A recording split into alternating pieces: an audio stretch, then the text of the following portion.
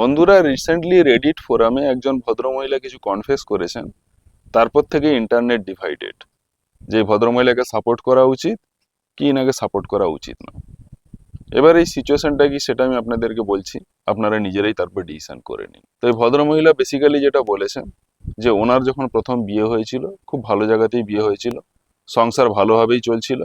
একদিন স্বামীর সঙ্গে ঝগড়া হয়ে যায়, বিবাহিত জীবনে যেটা হয়ে থাকে। তো এখানে উনি যখন তার নিজের বাপের বাড়িতে চলে আসেন, তখন তার বাবার বাড়ির লোকজন, স্পেশালি তার ভাই এবং তার ভাইয়ের স্ত্রী বুদ্ধি দেয় যে স্বামীর এগেনস্টে ফলস ডাউরির কেস করতে, ডোমেস্টিক অ্যাবিউজের কেস করতে। এইটা করলে তাহলে যদি ডিভোর্সও হয়ে যায়, তাহলে মান্থলি খোরপোশ সেটা অবশ্যই পাওয়া যাবে।